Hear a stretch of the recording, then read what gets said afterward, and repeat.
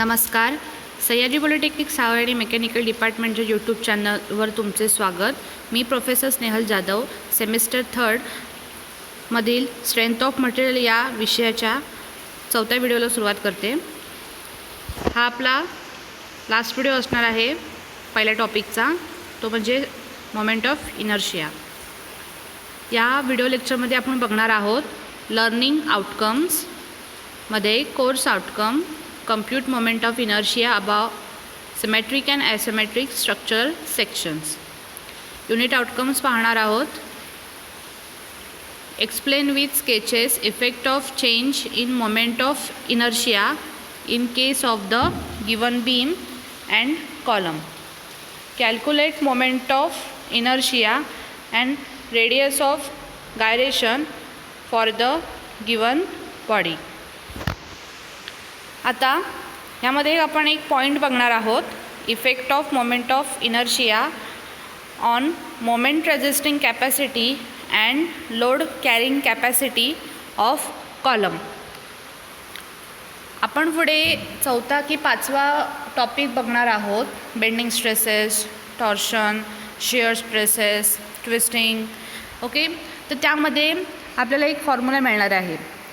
हा फॉर्म्युला तुम्ही त्या टॉपिकमध्ये कसा डिराइव्ह झाला हे पूर्ण बघणार आहात.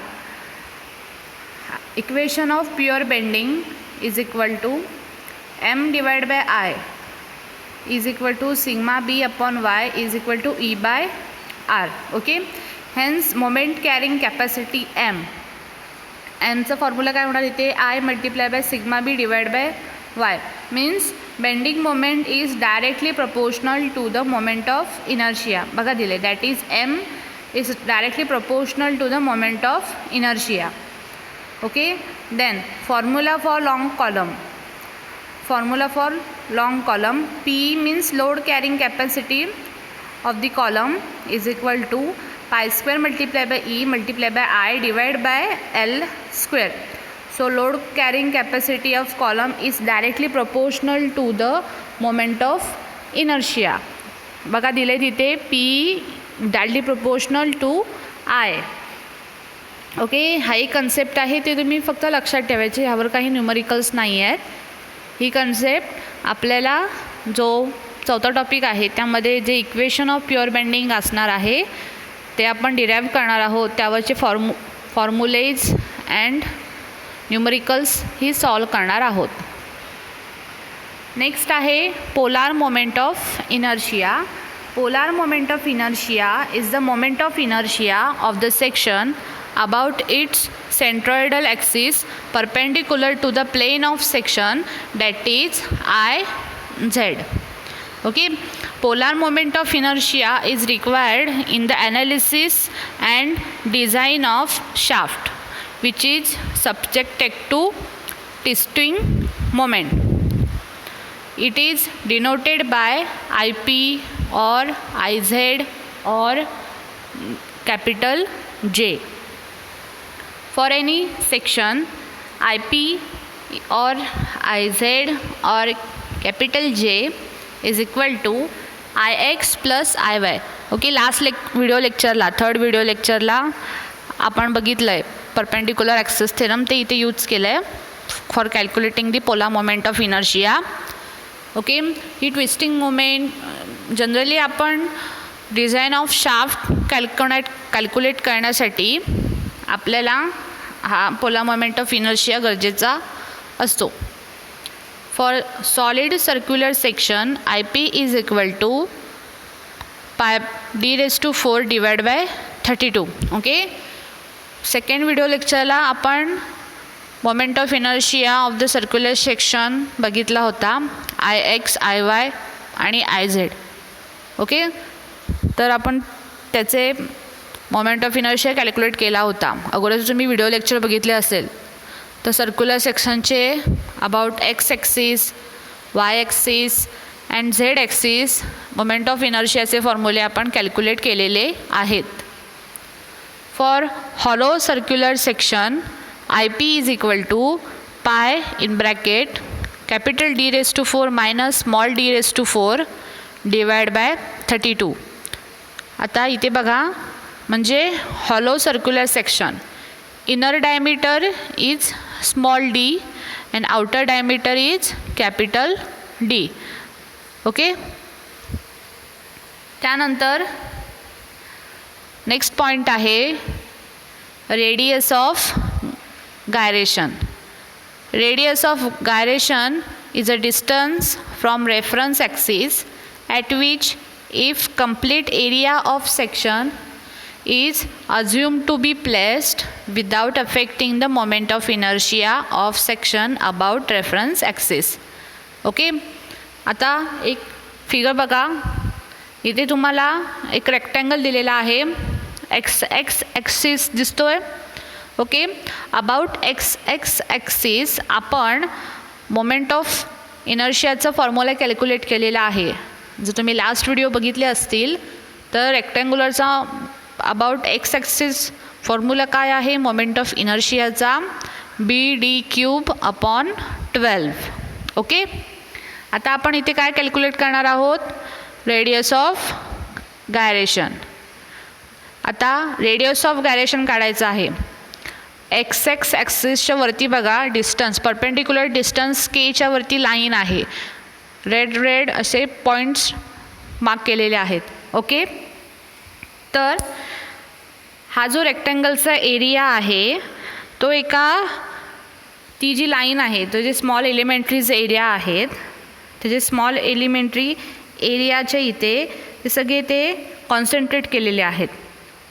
पूर्ण एरिया तो ती जी लाईन गेलेली आहे परपेंडिक्युलर डिस्टन्स ऑफ के तिथे ते सगळ्या एरिया रेक्टँगलचा कॉन्सन्ट्रेट केलेला आहे. त्यामुळे काय होणार आहे? आपण जो moment of inertia formula calculate करणार आहोत त्यावर काही एक अफेक्ट होणार नाही आहे. ओके. तर radius of gyration means it is a distance from reference axis. Okay. Reference axis कुठला घेतला इथे? X axis.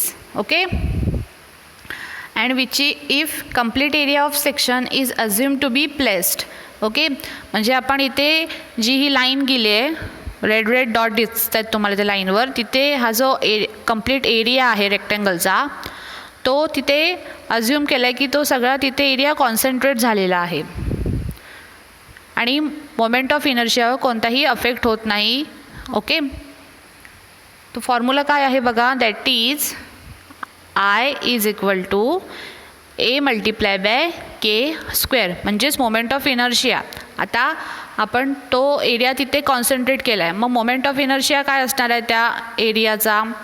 तर A× परपेंडिक्युलर डिस्टन्सचा स्क्वेअर. बरोबर. म्हणून I = A×K². where A is area of section and K is radius of gyration. Okay. Here K or R. Okay. radius of gyration ला K ही म्हणतात किंवा R ही म्हणतात. ओके. त्याचा formula आहे तिथे आहे दिलेलं अंडर रूट दिलं आहे ते I/A or I/A (1/2). हा आहे रेडियस ऑफ गायरेशनचा formula. Hence unit of radius of gyration is mm. बघा अंडर रूटमध्ये काय आहे? I/A. बरोबर. I means moment of inertia. Moment of इनर्शियाचं युनिट mm⁴ अँड एरियाचं mm². ओके. तर मग हे सगळे कॅन्सल आउट होणार आणि आपल्याला युनिट काय मिळणार? mm. It's mm or meter or inches or feet. Okay. Radius of gyration is required in the analysis of column. Okay. Generally required values of radius of gyrations are बघा kx or rx is equal to under root of moment of inertia about x axis divided by k a area of the given figure and ky. बघा perpendicular distance दिलेलं आहे ते k म्हणजेच radius of gyration. और R Y is equal to under root of I Y divide by A. Okay, समजलं. आता आपण example बघूया. हे एक्झाम्पल मी लास्ट व्हिडिओमध्ये घेतलं आहे. एल शेप दिला आहे, angle. Find the radius of gyration of angle ISA Indian standard association 100 mm multiply with 75 mm multiply with 6 mm with respect the centroidal XX and YY axis. Okay, last video लेक्चरमध्ये आपण हा section घेतला होता. त्या सेक्शनमध्ये आपण moment of inertia about XX axis and YY axis calculate केलेला आहे. तसंच इथे सेम कॅल्क्युलेट करायचं आहे. बघा, स्टेप 1 काय असणार आहे आपली? Locate centroid of L section. हा एल सेक्शन दिला आहे, त्याची सेंट्रॉइड लोकेट करायला लागतील. ओके, तर फर्स्ट हा एल सेक्शन आपल्याला जे स्टँडर्ड सेक्शन्स असतात, रेक्टँगल, सर्कल, ट्रायंगल असे जे स्टँडर्ड सेक्शन असतात त्यामध्ये कुठलीही गिवन फिगर असते ती डिवाईड करायची. सो कॅल्क्युलेशनला आपल्याला इझी जातं. ओके, हा एल सेक्शन डिवाईड कसा होणार बघा. 2 रेक्टँगल डिवाईड झालेत 1 and 2. ओके, सो फर्स्ट रेक्टँगलचा एरिया अँड सेकंड रेक्टँगलचा एरिया कॅल्क्युलेट केला. बघा इथे first rectangle 75 multiply by 6 is equal to 450 mm square. Then A2ची व्हॅल्यू बघा 94. बघा 2 दिला आहे रेक्टँगल, 100 मायनस 4 करा 6 करा की काय येणार 94. So 94 multiply by 6 is equal to 564 mm square. Okay, आता काय करायचं आहे? सेंट्रल ॲक्सिस लोकेट करायचं आहे. त्यासाठी आपल्याला काय काय लागणार आहे? X bar and Y bar calculate करायचं आहे. ओके, तर जो सेपरेट सेक्शन्स आपण कन्सिडर केलेत फर्स्ट अँड सेकंड रेक्टँगल, त्याचे प्रत्येकाचे आपण सेंट्रॉइड ॲक्सिस ड्रॉ करणार आहोत. ओके, तर त्याच्यामुळे आपल्याला एक्सची आणि त्यांची वायची व्हॅल्यू मिळणार आहे. ओके, सो फर्स्ट रेक्टँगल आहे, त्याची x1ची व्हॅल्यू बघा काय असणार आहे. बरोबर, तो बरोबर त्या लेंथला डिवाईड करणार आहे, इक्वली डिवाईड करणार आहे. 75 divide by 2 is equal to 37.5 mm. Then y1 6 divide by 2. Okay, म्हणजे इक्वली डिवाईड केलं आहे. देन सेकंड रेक्टँगलचंही तसंच आहे. सेंट्रल ॲक्सिस ड्रॉ करायचा आणि त्याच्या x2 अँड y2ची व्हॅल्यू फाइंड आउट केली. देन एक्स बार आणि वाय बारचा आपण फॉर्म्युलाही बघितला होता गेला लेक्चरला. A1 x1 plus A2 x2 divide by summation of all the sections means A1 plus A2. Okay, so X बारची व्हॅल्यू आली. Then Y bar is equal to A1 y1 plus A2 y2 divide by A1 A2. Hence, now moment of inertia about centroidal x and y axis of the angle section ISA means आता x बार आणि y बार मिळाला म्हणजे आपण centroidal axis जो L section आहे त्याचा locate करू शकतो. बरोबर, तर तो लोकेट केला. तुम्हाला x ॲक्सिस आणि y ॲक्सिस दिसतोय फिगरमध्ये, तो आपला सेंट्रॉइडल ॲक्सिस आहे ऑफ दी एल सेक्शन. आता सेंट्रोइडल ॲक्सिस लोकेट केल्यानंतर काय करायचं? Moment of inertia about X axis and moment of inertia about Y axis calculate करायचा.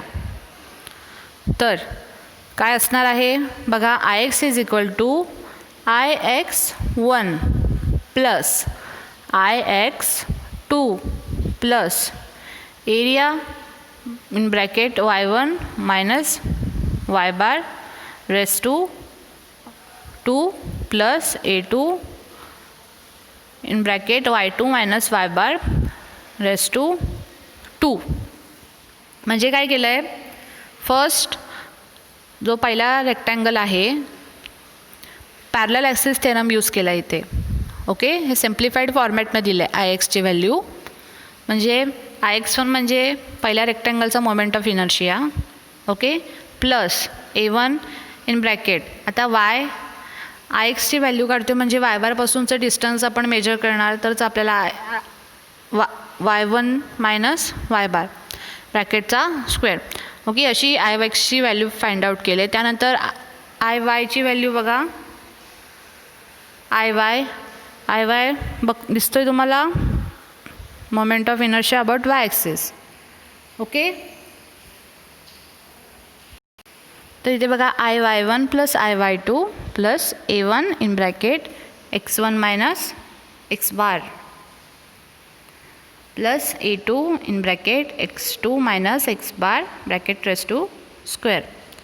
ओके, तुम्ही जेव्हा हा प्रॉब्लेम सॉल्व करायला घ्याल, लास्ट 2 लेक्चर्समध्ये मी तुम्हाला प्रॉब्लेम ह्या रिलेटेड कसे सॉल्व करायचे आहेत ते दाखवलेले आहेत. हे जे मोमेंट ऑफ इनर्शिया इथे डायरेक्ट घेतलेला आहे, हा सिम्प्लिफाईड फॉर्मॅट आहे. इथे पॅरलल ॲक्सिस थेरम यूज केलेली आहे आणि पुढे कॅल्क्युलेट करून त्याने हे एक इक्वेशन लिहिलेलं आहे आणि आय एक्स आणि आय वायची व्हॅल्यू काढलेली आहे. Moment of inertia about x and Y axis काढलेला आहे इथे. ओके, आता आपल्याला फाइंड आउट काय करायचं आहे, तर radius of gyration. Radius of गायरेशनचा फॉर्म्युला काय आहे, under root of moment of inertia about the area of the figure. Okay, तर KX about X axis radius of gyration find out करायचे. तर काय करणार, moment of inertia about X axis value घेतली आणि अबाउट डिवाइड बाय एरिया. आता area कुठला घ्यायचा आहे, तर कंप्लीट एल सेक्शनचा एरिया घ्यायचा आहे. म्हणजे जो पहिला सिलेंडर असणार आहे, पहिला रेक्टँगल प्लस दुसरा रेक्टँगल त्यांचं ॲडिशन म्हणजेच कंप्लीट एल सेक्शनचा एरिया भेटणार आहे. Okay, so under root of moment of inertia about X axis divide by area of the L section. So we get the radius of gyration about x axis. With respect to y axis radius of gyration काय असणार आहे, तर IY under root of IY divide by A. IY means moment of inertia about y axis, so put this value in this formula, and A means area of the L section. Okay, so we get this radius of gyration with respect to y axis. Okay, जेव्हा तुम्ही स्वतःहून हे numericals सोडवायला जाल तेव्हा तुम्हाला proper तुमच्या steps कसे कसे फॉर्म्युले यूज केलेले आहेत ते तुम्हाला व्यवस्थित समजेल. तुम्ही जास्तीत जास्त प्रॉब्लेम सॉल्व करा, त्याच्यामुळे तुमचा कॉन्फिडन्स पण हाय होईल हे एक्झामसाठी सोडवण्यासाठी. ओके, त्यासाठी जे लास्ट व्हिडिओ लेक्चरला जे स्टँडर्ड सेक्शन्स आपण घेतलेले आहेत त्याचे नीट फॉर्म्युले तुम्हाला लक्षात ठेवायचे आहेत. मोमेंट ऑफ इनर्शिया कसा पद्धतीने कॅल्क्युलेट करतात ती प्रोसिजर लक्षात ठेवायची आहे. सो तुम्ही या प्रश्नांची प्रॅक्टिस केली पाहिजे, तरच तुम्हाला नीट हे पॉईंट्स लक्षात राहतील. आता ही असेसमेंट आहे. इथे बघा polar moment of inertia calculate करायचा आहे and radius of gyration. Polar moment of inertia means जो फॉर्म्युला दिलेला आहे त्यामध्ये डायरेक्ट व्हॅल्यू पुट करायची. ओके, आणि व्हॅल्यू पुट केली की काय होणार, आपल्याला पोलर मोमेंट ऑफ इनर्शिया मिळणार आणि रेडियस ऑफ गायरेशनच्या फॉर्म्युल्यामध्ये व्हॅल्यू पुट केली की रेडियस ऑफ गायरेशन मिळणार. ओके, त्यासाठी काही प्रॉब्लेममध्ये आपल्याला मोमेंट ऑफ इनर्शियाही कॅल्क्युलेट करावं लागेल अगोदर, काय ठिकाणी दिलेलाही असेल. ओके, असे 4 प्रॉब्लेम आहेत. मी महत्त्वाचे प्रॉब्लेम तुम्हाला प्रत्येक असेसमेंटमध्ये देऊन ठेवलेले आहेत. ओके, त्या प्रश्नांचा सराव करा म्हणजे तुम्हाला हा जो टॉपिक आहे तो इझी जाईल. हा टॉपिक खूप महत्त्वाचा आहे. ओके, ह्याच्यामधले जे मोमेंट ऑफ इनर्शियाचे कॅल्क्युलेशन्स आहेत ते तुम्हाला पुढे 4था 5वा टॉपिक असणार आहे, 6वा टॉपिक असणार आहे, त्यामध्ये खूप महत्त्वाचे असणार आहेत. Bending stress, torsion, twisting, moment of inertia calculate करावं लागेल, किंवा तुमचा मशीन डिझाईन या सब्जेक्टमध्येही तुम्हाला मोमेंट ऑफ इनर्शिया कॅल्क्युलेट करावं लागेल. सो मोमेंट ऑफ इनर्शिया हा पॉईंटच खूप महत्त्वाचा आहे. ओके, आणि हा व्हिडिओ लेक्चर ह्या टॉपिकचा एंड आहे. नेक्स्ट व्हिडिओ लेक्चरमध्ये आपण सेकंड टॉपिकला स्टार्ट करू. हे असेसमेंट तुम्ही तुमच्या पेजेसवर नोट डाऊन करा, सॉल्व करा आणि कॉलेजला आल्यावर सबमिट करायची आहे. Okay, thank you. Stay home, stay safe.